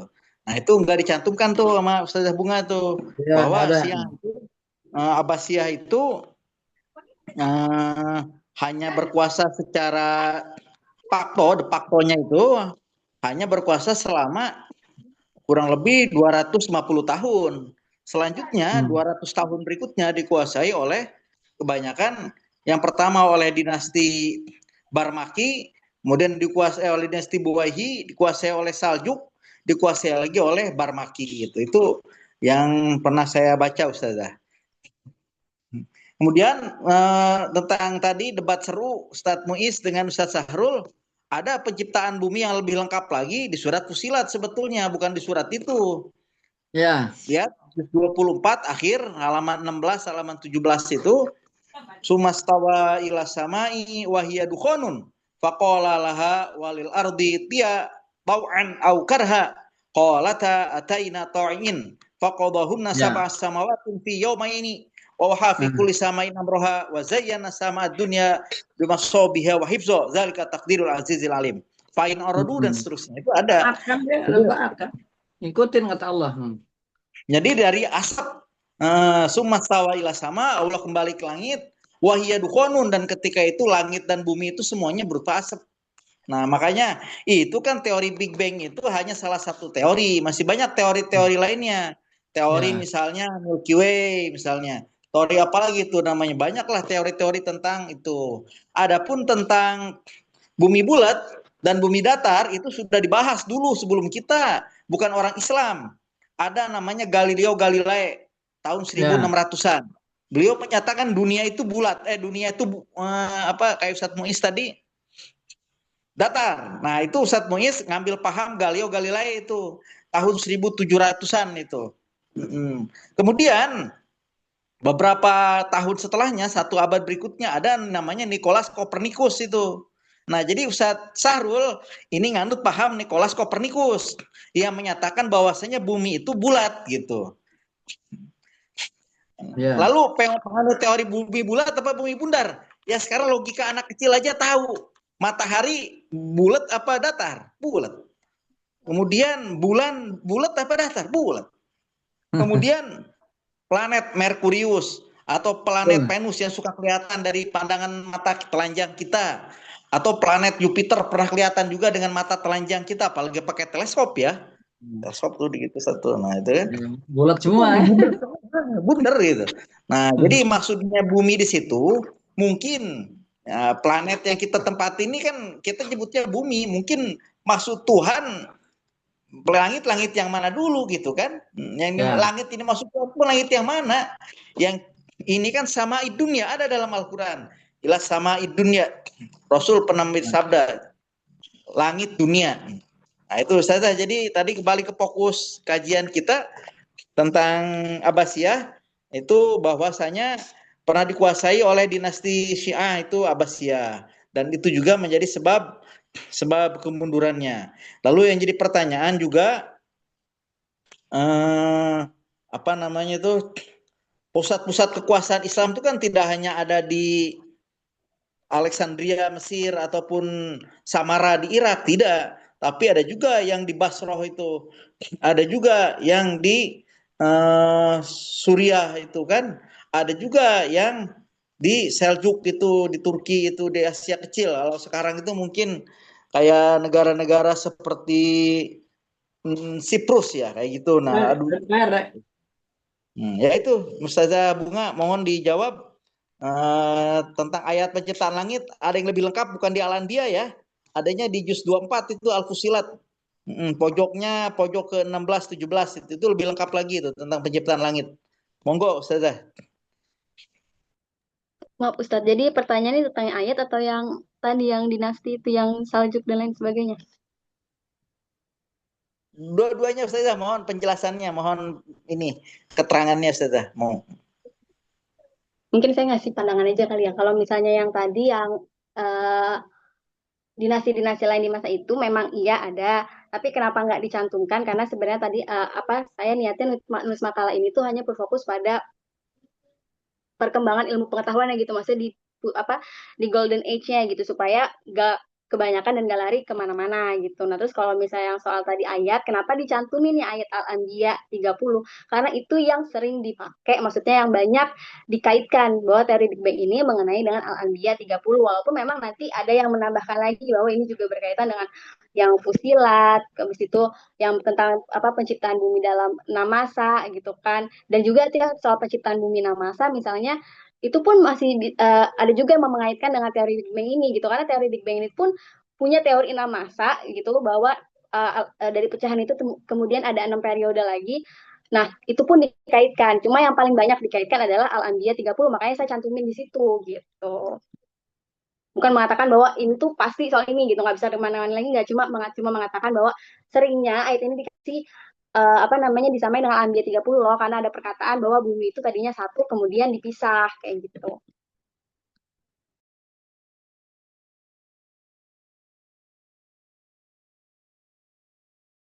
Iya, itu Ustazah mohon juga sanggahannya. Itu Ustazah kurang mencantumkan, itu kan hanya dibahas tentang keilmuan ya. Bahasa ilmu itu kan diantaranya masa itu juga maju dengan periodisasi fikih itu. Di situ muncul Imam Malik, Imam Syafi'i, Imam Hanafi, itu kan kemudian Imam Hambali, kemudian peserta para ulama-ulama lain. Ini sedikit penjelasannya ya, kebanyakan hanya para ilmuwan-ilmuwan yang meneliti tentang ilmu pengetahuan alam tadi ya Ustazah ya. Iya, di makalah emang ada cantuman tapi sedikit, tapi nanti mungkin kalau misalnya nanti direvisi saya bisa tambah lebih banyak, kan saya tambahin lagi Ustaz. Karena memang tadi kan intronya kan kita soal penciptaan alam, makanya dikaitin dengan temuan-temuan mengenai alam semesta pada dinasti tersebut gitu. Tapi ya memang ada, maksudnya pengetahuan-pengetahuan lagi dalam masalah dalam keilmuan agama gitu, misalnya kayak fikih dan teologi-teologi lain, aliran-aliran juga ada. Tapi memang saya waktu di makalah itu saya menitik beratkan pada temuan mengenai bagaimana ilmuwan pada saat itu apa mengamati alam kemudian bisa menemukan rumus-rumus teori-teori seperti itu. Ya dilengkapi juga Ustazah dengan yang lain-lain seperti siapa itu namanya penemu optik ya, penemu-penemunya biar lebih menarik makalahnya ya. Kan kita tadi baru belajar apa development paragraf ya. Ya, Ustazah ya. Jadi panjang. Izin menambahkan Ustazah. Mohon izin, tadi yang menarik. Jadi dari Ustaz Muiz tentang bentuk bumi, apakah itu bulat, apakah itu datar. Ustaz Muiz tadi berpendapat bahwasanya bumi itu datar. Saya menambahkan sedikit dari pernyataan dari Ustadz Nur Wahyudi. Kan tadi beliau udah menjelaskan menggunakan logika tentang bagaimana bentuk bumi, bahwasanya kita melihat bulan itu bulat, matahari itu bulat. Nah, sebenarnya di Al-Quran itu sudah dijelaskan secara tersirat tentang bentuk bumi. Itu dijelasin di surah Az-Zumar ayat 5. Khalaqas samawati wal arda bil haqq yukawwirul laila 'alan nahar. Yukawwirul laila, kita menggarisbawahi kata yukawwir. Yukawwir itu artinya melilit atau menggulung atau menumpangkan sesuatu yang berbentuk bulat di atas sesuatu yang lain. Walaupun di ayat lain dijelaskan, ada menyebutkan di An-Naba, alam naja'al ardo mihada, bukankah kita telah menjadikan bumi itu sebagai hamparan. Itu tidak menafikan bahwasanya bumi itu bulat. Kenapa? Karena ketika bumi yang sebegitu besarnya dan kita yang sebegitu kecilnya, kita melihat bumi itu sebagai hamparan yang luas. Tapi di hamparan yang luas itu di dalam bumi yang sangat besar. Jadi kita berdiri di sini, kita berdiri di satu halaman yang sangat luas, kita melihat bumi itu sebagai hamparan. Tapi itu tidak apa namanya, tidak menafikan bahwasanya bumi itu bulat, karena bulatnya bumi itu sangat besar. Jadi seakan-akan kita melihat sebagai manusia yang sangat kecil ini sebagai hamparan. Nah, gitu sedikit tambahan dari saya. Kalau dari saya tim bumi bulat, Ustaz. Ustadz, saya nih bukan mau nyanggah, bukan mau apa ya. Cuma saya penasaran aja itu Ustadz bisa mikir kalau misalnya bumi itu terpisahnya bagaikan, maksudnya kan katanya datar begini gitu kan. Kemudian mereka permukaannya sama karena terbuat dari material yang sama. Apakah sesuatu yang terbuat dari material yang sama pasti luasnya sama? Kemudian Ustadz apa maksudnya mengatakan bumi itu datar ketika dibelah dia seperti ini kayak gitu. Saya penasarannya Ustazah nanya ke siapa, Ustazah? mana ini? Punten. Kenapa? Malah Ustazah yang saya nanya ke siapa? penasaran Oh, mengatakan bumi itu bulat. Bagaimana menanggapi takbir seperti ini gitu loh. Sama kok aneh dengan saya. Malah saya aneh dengan mengatakan bumi itu bulat. Terus mendeskripsikan Rotkon Fafataknoma itu bagaimana? Iya, saya bukan mau mengatakan maksudnya Ustadz kenapa bisa mikir itu? Maksudnya Nah, apakah ketika dibelah itu Rotkon, Anda pahami Rotkon dulu. Rotkon 1 kan? 1. Saya tekstual dulu lah, tekstualis saya dulu ya, tekstual. Rotkon. Ya. Fafataknahuma ya sudah, fafataknahuma kan Al-Quran itu gampang. Fafataknahuma. Sudah dibelah. Keren. Nah, yukawil tadi saya bisa counter juga. Bahasanya muternya juga bukan muter gini, muter begini juga bisa, Mas. Loh. Hanya begini loh Pak, sebetulnya Al-Quran itu banyak yang memang sifatnya itu abstrak, memang itu ada ruang untuk berdebat, ya. Jadi yang bulat juga belum tentu benar, yang datar juga sampai di sini juga bisa tidak punya argumen yang kuat juga. Sama-sama sebetulnya dua hal ini. Ini ada ruang, makanya saya bilang saya ingin tahu pandangan masing-masing dan jangan sampai ada dalam hati. Saya juga tidak mau klaim paling benar enggak, karena ada ruang. Benar. Paham nggak? Tapi saya ingin tahu sampai pandangan itu bagaimana. Saya tahu mayoritas mengatakan bulat, tapi di saat Anda menghadapi ayat ini, bagaimana Anda tanggapannya? Gitu loh. Oke. Bingung kan? Bingung. Nggak gini. Nih, maaf nih. Saya potong sebentar, bentar. Ya. Kita lihat aja nih apa fatak. Nah, ya, dari fatako itu apa artinya? Ya. Ini kan apa fatako? Ini kan terjemah. Nah, ini kan terjemahan. Terjemahan orang banyak loh. Banyak. Iya. Nah, sekarang fatako menurut sampean apa? Nah, ini saya lihat di kamus nih. Saya lihat di kamus nih banyak nih, ya. Iya, dibuka lah. Apa? Enggak, lihat di kamus saja. Ngapain Google, ya kan? Ya, ini buktinya nih ya. Membelah bisa. Ya. Lah ya membelah, dibelah. Nanti dulu kan baru satu, kan banyak. Kamu bilang banyak tadi, cari di Google. Ya, bisa membelah, bisa mengoyak, bisa memecahkan. Ini ya, fatako itu bisa pecah. Nah, kita nggak tahu, ya kan? Tadi situ bilang belah, ya kan? Mengatakan bahwa dia datar kan? Benar nggak? Benar kan? Terlepas dari datar apa enggak, yang penting itu seakan-akan gambaran saya. Kalau gambarnya kan saya lebih gampang. Kalau saya gambar kan gampang, satu gelondongan yang sama, terus dibelah apa disigar apa dia, pokoknya terserah lah. Gampang gambaran saya. Lah, Anda yang punya pandangan bumi bulan gambaran itu bagaimana membelahnya gitu loh. Yang bilang kondol itu apa? Siapa? Yang bilang kondol itu apa? Boleh ngomong gak nih? Ya deh, ngomong deh. Yang punya hajat tuh. Kalau saya boleh ngebayangin gitu ya, gimana caranya sesuatu yang bulat kemudian dipisahkan tanpa dia kebelah dua gitu kan. Iya. Seandainya nih kan bulat, ini kan bulat gini kan. Misalnya, kan dua-duanya katakanlah sama gitu kan, sama-sama bulat. Kemudian gimana cara memisahkan antara langit sama bumi yang sama-sama bulat ini gitu kan. Kalau misalnya tadi menggunakan kata yang tadi fatako itu artinya memisahkan dalam arti dibelah. Kemudian kan kalau belah rata-rata di tengah. Tapi kan rata tadi kata Ustaz Syahrul, arti kata itu bisa memecah, bisa apa gitu kan. Nah, kalau misalnya mau dikaitin lagi sama yang Big Bang Theory tadi, bisa aja sesuatu yang bulat ini kemudian pisah. Ya udah misalnya yang di dalamnya ini bumi, kemudian langitnya yang meluas, kan terpisah. Ya, benar. Jadi fatako itu ketika bilang memisahkan kan memisah itu kan nggak mesti sesuatu yang ada begini kemudian dibelah di tengah atau mungkin yang satu benar. yang satu dia meluas, memisah. bagaimana tadi Bang Ferry mengatakan bahwa bumi ini semakin melebar, Iya. expanding gitu. Dipecahnya ketika berbentuk kabut saja. Ada di Al-Fusilat itu. Jadi Iya, dipecahnya betul. itu bukan udah padat tapi masih berbentuk kabut, dipecah dua. Makanya di situ ada kolata ataina toyin, mereka langit dan bumi berkata kami mendatangi Allah dengan patuh. Jadi dipecahnya itu ketika berbentuk kabut gitu.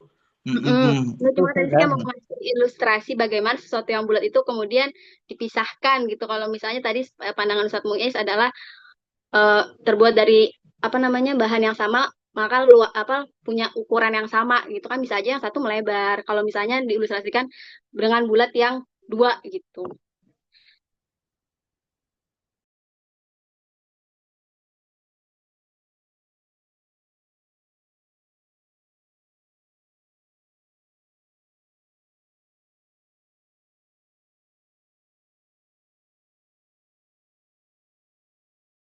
Saya bacakan ya sedikit nih tentang Fusilat nih. Tentang sab'a samawat itu kan, sumastawa ila sama. Kemudian Allah menuju ke penciptaan langit dan bumi yang ketika itu berupa asap. Jadi asap ya. Dan Allah Ya, berfirman kepada langit dan bumi, tunduklah kepadaku dengan patuh atau terpaksa. Maka ya, langit dan bumi menjawab, kami tunduk kepada Allah dengan patuh. Jadi masih prosesnya masih asap waktu itu, belum menggumpal gitu, belum. Itu Ustaz.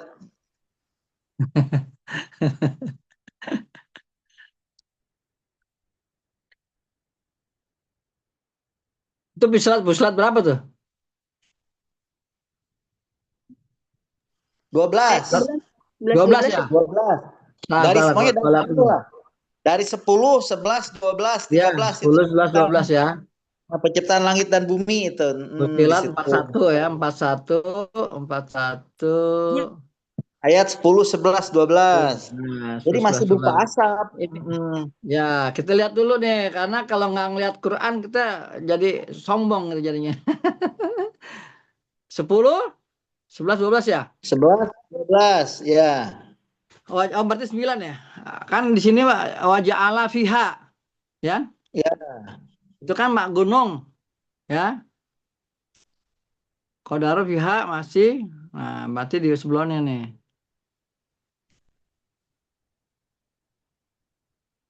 Bentar. Oh ini ya, 9-nya. 12 yang tepatnya Zat. 12 ya? 12-nya. Ya, 12 ada tuh. 11, 12, 11, Oh yang 12 itu deh. yang duhonnya ya, saya mau lihat duhonnya ini, saya mau Ya. lihat. Ya. Ya, wayat konun itu. Faqadohunna ya. Sebelumnya, Samawati. sebelumnya. 11 Ya. berarti dong. Ya, betul. Oh ya, Sebelumnya, samai wahya ya, dukhon ya, sebelumnya. 11 berarti 11 ya. 11, 11 ya. dukhon, terus faqala laha wali bumi ya didatangkan to'an. Oh iya dia apa berarti dia mau nggak mau nih to'an wakarhan kan, tidak mau terpaksa. Keduanya berkata kami datang dengan taat, ya. Berarti kan dia di sini kata duhonnya mana ya? Sebelumnya, Ini Sat. ya, ya ada ya benar. Nah, Ah, ya benar kenal.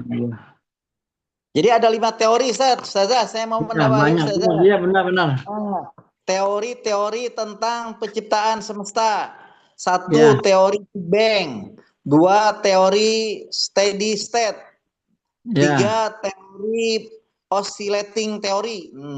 4, teori nebula, bahwa alam semesta terbentuk dari awan, gas, dan debu atau nebula yang berputar dan memadat akibat gravitasi. Nah, surat Fusilat itu adalah teori nebula gitu, yang berupa gas dan debu. Kemudian ada teori kuantum, bahwa pembentukan semesta berdasarkan prinsip fisika kuantum.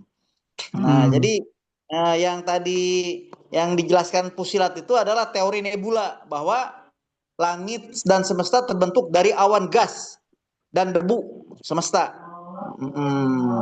Lama-lama mengeras, lama-lama mengeras. Ya, itu saja, Ustaz. Ustaz Sahrul, yo.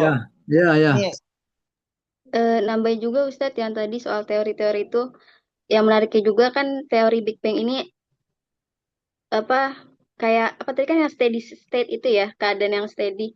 Kalau yang tadi saya baca sih, saya sempat baca kalau kedua teori itu kan sebenarnya memang teori Big Bang itu membantah teori steady state dan begitu pun sebaliknya kalau yang saya baca tadi gitu. Dan dalam teori Big Bang itu juga nanti ada apa? Ada masa ketika memang berbentuk kabut gitu. Jadi sebenarnya yang namanya teori kan berkembang. Makanya tadi seperti saya bilang di awal, namanya teori sains kan akan terus berkembang, akan terus ada sanggahannya, akan ada terus yang baru. Makanya tadi saya di awal bilang ketika kita mau mengatakan satu teori itu membenarkan ayat Al-Quran, ya perlu hati-hati juga gitu. Karena teorinya aja bisa berubah-berubah. Apakah kemudian ayat Al-Quran itu menjadi sesuatu yang kebenarannya juga berubah mengikuti teorinya gitu. Kayak gitu.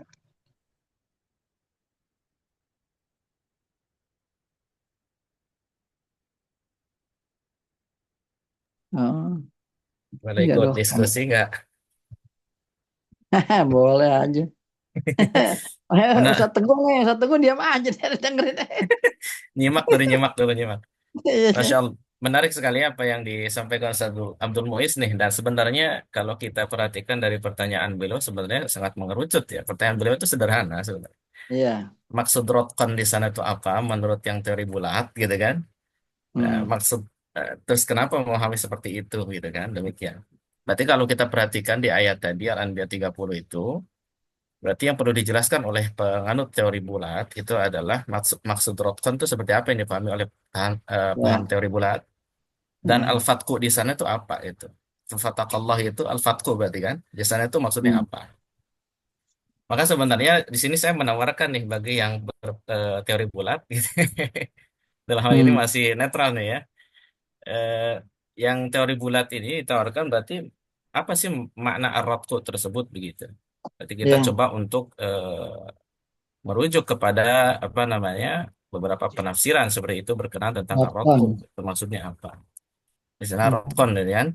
Ya. Misalnya kalau kita perhatikan di beberapa sebagai contoh misalkan di eh, siapa ini tafsir At-Tabari ya.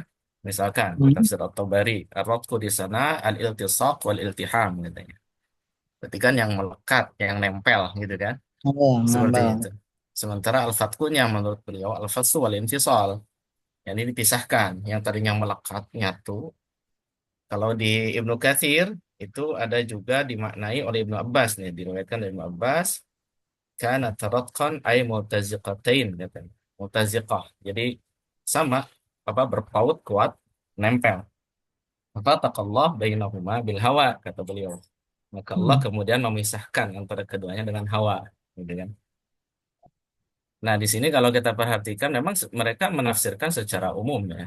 Dalam artian kalau secara umum ini berarti ada kemungkinan bahwasannya itu adalah terpecah yang mana sebagaimana batu yang tadinya gede mungkin ya.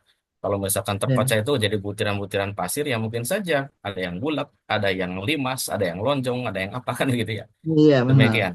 Ya qadarullah mungkin untuk matahari, untuk bulan, untuk bumi bentuknya bulat gitu kan yang sudah Ya. mungkin ya, seperti itu. Bisa jadi itu saya tawarkan itu pada yang bumi bulat gitu kan. Dan makna daripada apa namanya tafataqallah di sana dalam artian al-fatqu di sana kalau merujuk di sini maka itu lebih kepada ya dibuka atau dilepas ya tidak selalu dibelah dan al-fatku di sana kalau kita perhatikan dari keumuman penjelasan mereka itu tidak melazimkan akan sama gitu maksudnya ketika dibelah pun tidak melazimkan harus sama ketika pecah tidak melazimkan ukurannya harus sama seperti itu. Nah demikian Allah a'lam ini kalau dari eh, kita ambil isyarat dari penafsiran-penafsiran yang ada di Ibnu Katsir atau Bari seperti itu. Ini saya tawarkan bagi yang penganut paham Saya juga ingin apa tahu namanya teori bumi bumi bulat bulat gitu ya. pertama Nah, demikian. dikemukakan oleh siapa? Yang mana ini Ustaz? Teori bumi bulat. kalau ilmuwan Kurang Nikolaus tahu saya. Kopernikus, Ustaz. Hah? Kopernikus, Ustaz. Kopernikus. Dia kafir apa muslim? Kafir kalau dia. Kalau melihat pedoman dari ayat itu awalam yarol ladzina kafar. Loh ya, yang disindir itu orang kafir. Paham nggak Pak? Makanya saya mengambil dari saya percaya itu secara keyakinan diri ya. Walaupun sebetulnya saya secara itu kayak lebih condong ke bulat. Tapi berdasarkan ayat ini, Pak, awalam yarol ladina kafaru, yang disindir itu orang kafir, Pak. Yang Ya. mempunyai teori bumi itu menurut pandangan saya bulat. Gitu. Ya. Padahal hakikatnya secara implisit ya, ini implisit ya, makanya pasti ruang berdebat masih ada. Enggak saya analisis ilmu sepanjang ilmu saya, enggak pendek ilmu saya masalah panjang. Ah. Ini adalah sindiran bagi orang yang melontarkan, mengemukakan pendapat bumi itu bulat. Awalam yarol ladzina kafaru. Loh, itu loh Pak. Makanya saya Oh kok gitu. berpegang teguh bahwasanya keyakinan saya, walaupun hujannya tidak kuat juga, saya Iya, iya, iya. mengatakan tetap bumi itu datar. Iya. Pandangan keyakinan saya, walaupun hujah saya juga kuat juga, gitu loh. Secara empiris mungkin kurang kuat. Tapi berdasarkan ayat ini, gitu loh Pak. Ya. Ayat ini yang disinggung orang kafir, Pak. Awalam yarol ladzina kafaru. Ya. Iya. Itu. Ya, terima kasih. Ya. Ya, jadi udah benar. Jadi Teori bumi maksud bundar juga maksud dari orang kafir, Sat. Teori iya. bumi terhampar itu kan itu teori dari Galileo Galilei gitu. Itu juga sama orang barat. Masalahnya ada pertanyaan lagi, bumi yang mana yang dimaksud oleh Al-Qur'an itu gitu kan? Apakah cuman bumi kita doang? Karena NASA menemukan loh, ada planet gitu kan yang jaraknya berapa ribu tahun cahaya gitu, itu penuh dengan air. Ada yang luasnya 5 kali lipat dari bumi yang kita tempatin gitu. Yeah. Yang kemungkinan UFO berasal dari sana katanya gitu. Itu nanti panjang lagi penjelasannya. Tapi ini mah jujur Sat, ada astronot UEA ya. Tahu UEA, Uni Emirat Arab ya? UEA. Pada Ramadan kemarin. Pada bulan Ramadan kemarin beliau memfoto bumi dari dari stasiun luar angkasa. Karena mereka bertiga ya. Namanya itu Hamzah Mansuri, Haza Mansuri. Sultan Neyadi, astronot pertama Arab Saudi dan astronot pertama Uni Emirat Arab. Kemudian Nura Al-Matrusi, kemudian Muhammad Al-Mula, itu kan. Nah, ini mereka terbang keluar angkasa 4 orang ini tahun 2024 dan 2023. Nah, mereka Haza Mansuri 2019 mempublikasikan foto-foto di luar angkasa dan betul bumi itu bulat gitu. Ada gambarnya, bumi itu bulat gitu. Mereka kan orang Islam, nggak mungkin berbohong gitu. Bumi yang kita tempati ini, gitu kan, yang kalau kata orang Barat itu kan bukan bumi nyebutnya ya, dia nyebutnya apa sih? Orang Earth, dia the Earth ya. Earth. Itu di foto-fotonya bulat gitu. Ya itu ya tapi kan itu kan keyakinan masing-masing Sat ya, walaupun dijelasin ini oleh bukti-bukti segala macam ya. Kalau atau yakinnya bumi itu datar ya monggo aja Sat. Ayo. Saya juga punya data empiris. Ini saya punya data empiris ya. Saya mau tahu Elon Musk enggak? Saya mau tahu Elon Musk enggak? Tahu Elon Musk. Yang dia berapa kali coba menembus angkasa enggak bisa. Loh siapa bilang Sat? Satelitnya Elon Musk itu Starlink satelitnya itu gagal semua Pak, gagal semua. Itu kan satelitnya yang bawa orang,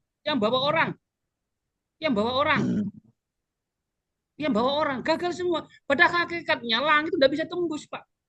Ya sok aja kemarin Tat, ada berita Tat, banyak astronot Cina nih, berita terbaru antum lihat nih. Itu kan masalahnya. Itu juga bisa perang apa bahasanya ya, perang hoax bisa saja Pak. Sama yang begini loh, begini ya. Neil Armstrong yang pernah ke sono juga secara logika nggak masuk akal, di sono ada angin dan sebagainya.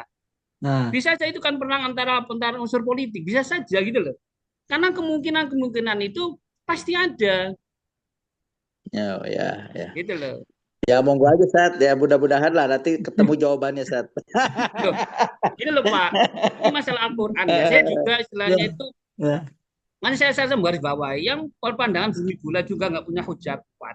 Yang punya pandangan bumi datar juga nggak punya hujah kuat, sama-sama nggak kuat sebetulnya. Ini makanya kita berdiskusi. Nggak tahu kapan terjawab ya. Terus secara bukti nyata kapan terjawab saya belum tahu juga. Nah, Iya, makanya saya tadi mengkoleksi pandangan teman-teman itu bagaimana gitu loh. iya, iya. Kan gini Sat, mohon maaf Sat, dari SD kita kan dijejali ya dari SD bahwasanya Indonesia itu menerbangkan satelit Apollo keluar angkasa Sat. Itu kan. Satelit apa kita itu? Apollo ya kalau nggak salah ya. Kita kan Ya, punya satelit nih di luar angkasa. ya. Itu Tanpa kan dia bisa Palapa, palapa, dia palapa, palapa palapa. betul.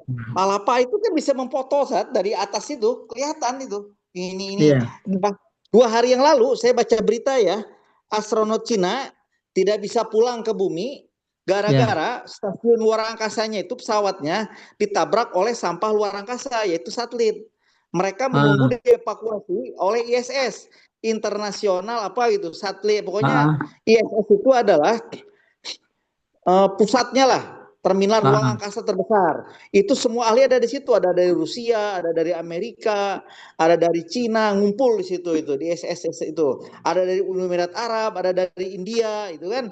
Nah, satelit Indonesia itu juga ada di atas memfoto masalah angin. Makanya kita bisa memprediksi kapan adanya hujan, kapan adanya gerhana, kapan adanya badai. Itu kan bisa diprediksi lewat satelit ya. itu gitu di atas luar angkasa yang dia muter terus di bumi itu gitu ada gitu apa dan di baliknya itu ada ISS yaitu maka dulu ingat ada seorang astronot Rusia dia mau pulang ke dunia nggak bisa pulang gara-gara Uni Soviet bangkrut hancur maka Hmm. dia tinggal beberapa lama lagi di stasiun itu. Nah, gimana Hmm. hidupnya? Kan dia udah habis tuh persediaan makanannya.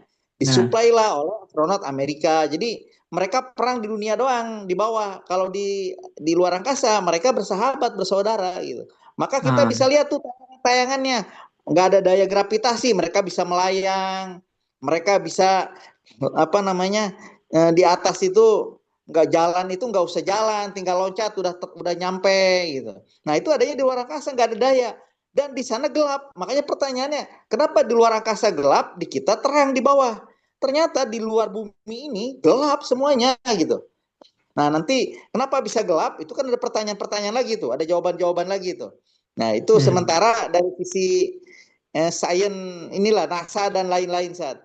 Tapi ya tadi, kalaupun kita hujannya udah keluar, kalau misalnya itu kan pendapat masing-masing harus kita hargai, Ustaz ya. Monggo Ustaz. Ya, benar, benar.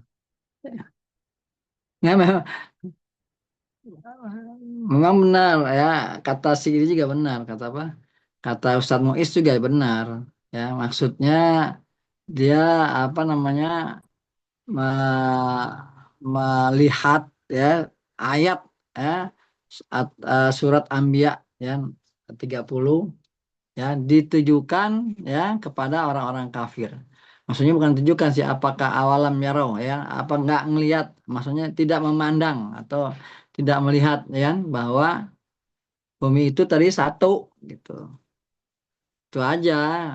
Jadi mungkin juga mungkin benar juga ya kan perbedaan antara ya orang Islam dengan orang kafir lah gitu. Saya rasa gitu. Balikin lagi ke ini nih ke apa ke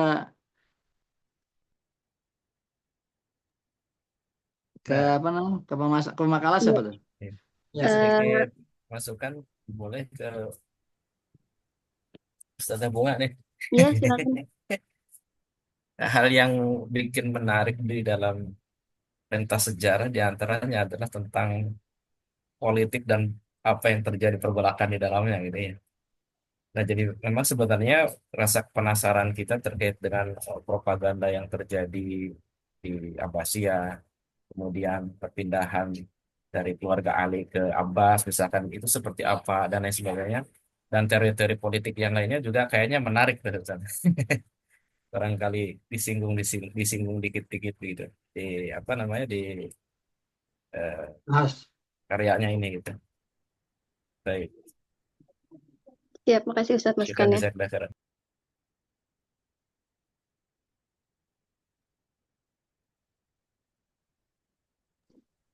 Halo?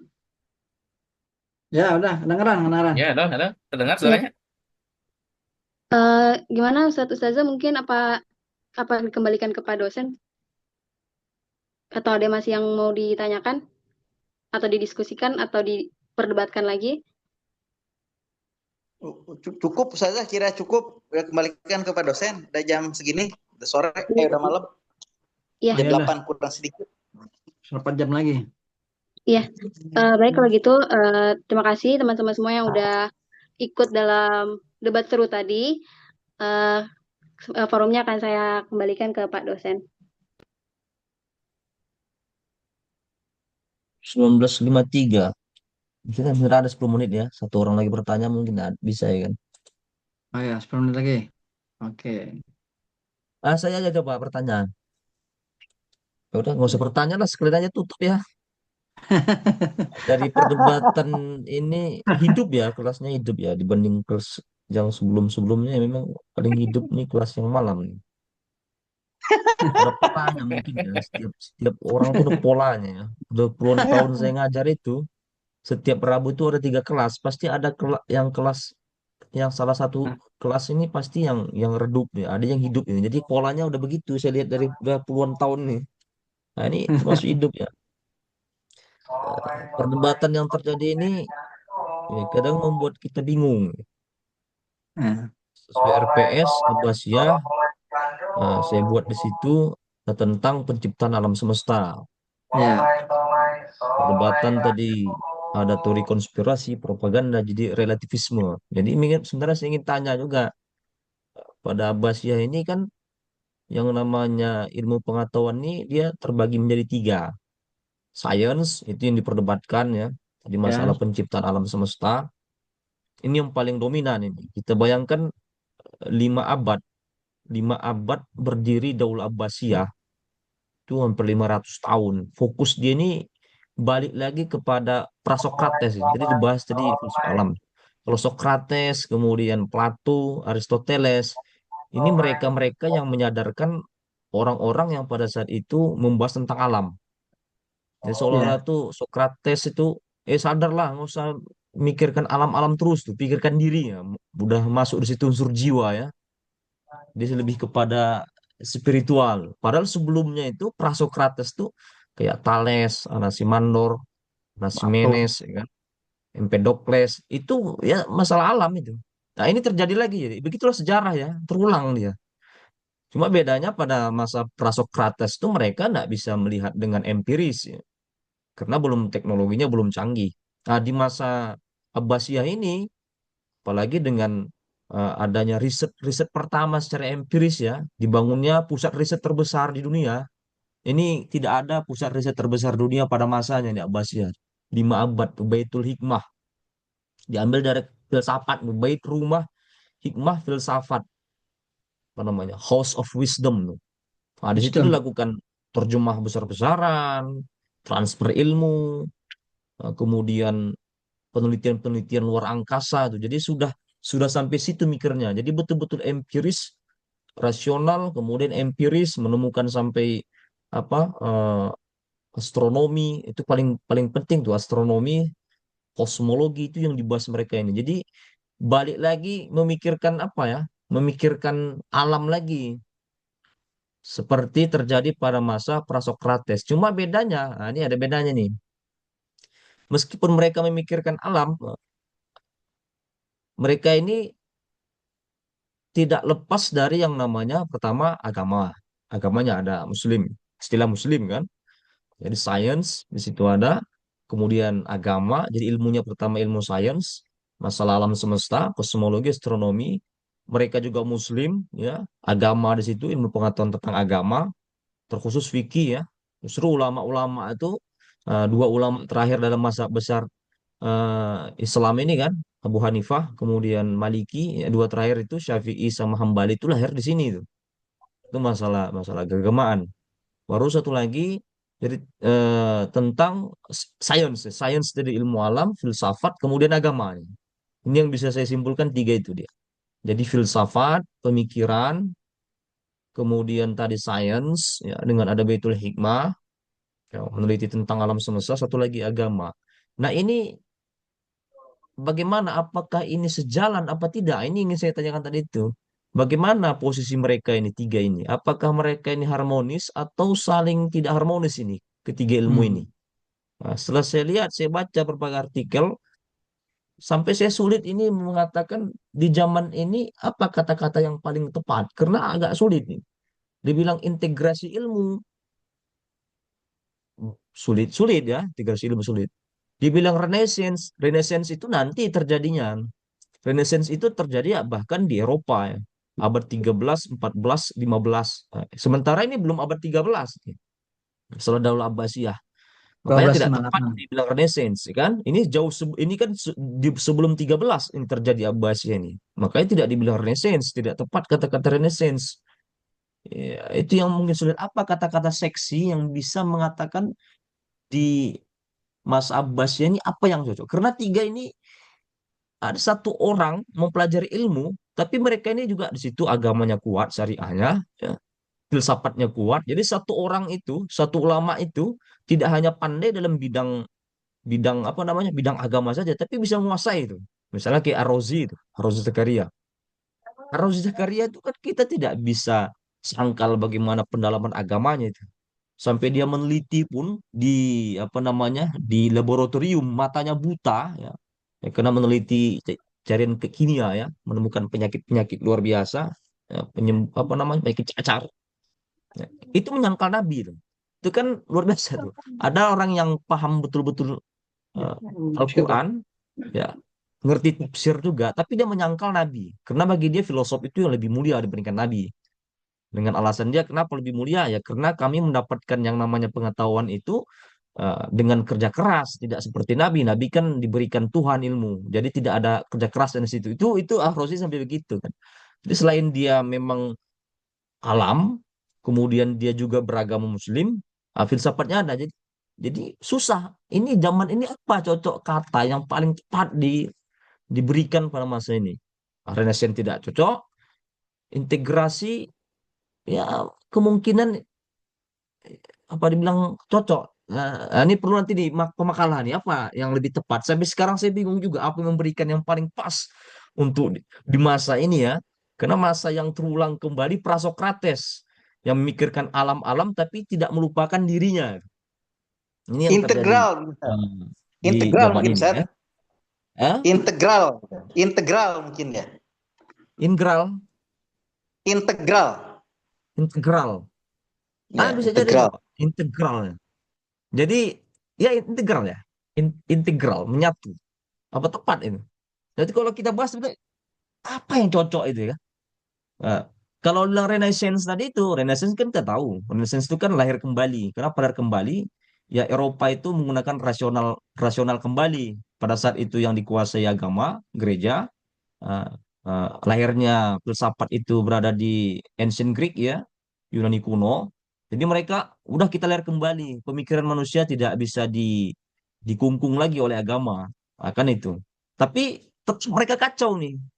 Renaissance yang terjadi di Eropa membuat orang bingung. Relativisme. Relativisme itu yang tadi ini perdebatan antara Pak Abdul Muiz misalnya, oh ini betul juga. Jadi orang bingung standar kebenaran itu apa. Nah, di sini di masa Abbasiyah, ya, di masa Abbasiyah ini orang sampai sudah mampu ya standar kebenaran orang tuh sudah bisa dia mampu ini standar kebenaran karena bersatunya tadi itu antara pemikiran ya kemudian agama satu lagi sains. Nah, kalau di Eropa nanti Renaissance nanti ya beberapa abad setelahnya itu ya kalau dia standar kebenarannya menurut dia tidak cocok dia jadi ateis. Ya, kan begitu dia. Kalau dia mazhab rasional nggak cocok jadi ateis, dia nggak beragama. Yang mesti dia mesti ada rasa-rasa menolak sains, dia tetap mesti beragama. Nah, ini perbedaannya sih. Makanya agak sulit saya mengatakan masa ini apa yang lebih tepat. Nah, kalau masa sebelumnya Umayyah, itu kan tadi epistemologi pemikiran Islam. Kita bahas misalnya ada Burhani, kemudian Irfani, ya. Satu lagi apa tadi? Burhani, Irfani, sama eh, Bayani. apa yang kemarin itu? Oh, Bayani, ya kan? Bayani. Jadi udah dasarnya itu sudah dibahas di Umayyah itu, tapi nggak sampai satu abad, tapi hampir satu abad. Ini 5 abad. Dari dasar ini berkembang tiga ini malah bersatu nih. Kalau sebelumnya tuh terpisah-pisah tuh. Ada orang yang nggak betul dipatuhi. Ini betul-betul bersatu dengan adanya Baitul Hikmah. Jadi Baitul Hikmah ini semacam perekat ya. Riset pertama di dunia, di situ dilakukan betul-betul penelitian. Nah, ini yang saya rasa bisa disimpulkan ya. Ya silakan pemakalah mungkin kalau ada bahasa lain apa integral, dan mungkin saya kurang juga mungkin integral lebih cocok apa kira-kira coba buat bahasa sendiri apa kira-kira saya sampai sekarang bingung. Ya itu aja, silakan di closing statement pemakalah. Nah, siap Ustadz. Tapi saya mau nanggepin juga tadi Ustadz yang soal integral. Sebenarnya tadi judulnya saya awal pakai kata-kata itu integrasi ilmu dan agama, tapi saya juga ngerasa kayaknya nggak pas gitu, makanya saya hapus. Baik, Ustadz Ustadzah sekalian, makasih pada kesempatan hari ini. Terima kasih untuk partisipasinya yang sangat seru. Yang bisa saya ambil kesimpulannya adalah ternyata dari sejak dulu kala hingga hari ini dan mungkin sampai ke depannya alam semesta ini akan selalu menyenangkan untuk diteliti, akan selalu menyenangkan untuk didebatkan, apalagi kita kaitan dengan agama gitu sebagai penopangnya. Mungkin itu aja yang bisa saya sampaikan. Kurang lebihnya mohon maaf. Wassalamualaikum warahmatullahi wabarakatuh. Assalamualaikum Waalaikumsalam. warahmatullahi wabarakatuh. Oke, silakan dipoto, di share di grupnya. Betul, betul, betul, betul. Muiz, Ustadz Muiz mana? Ustadz Muiz. Ustadz Muiz. Muiz. Tahu nih. Esrat. Ustadz Muiz nih biasa rajin deh. Sudah. Sudah Pak? Sudah ya? Udah, Sudah Ustadz, di-share? udah. Makasih Oh, Ustadz. sudah, Ustadz. Ya, Udah. makasih. Ketemu Banyak lagi kita di hari Rabu depan dengan Ya, judul Umayyah 2 ya di Spanyol. ya. Terima kasih. Andalusia, Andalusia ya. Andalusia. Assalamualaikum warahmatullahi wabarakatuh. Salam.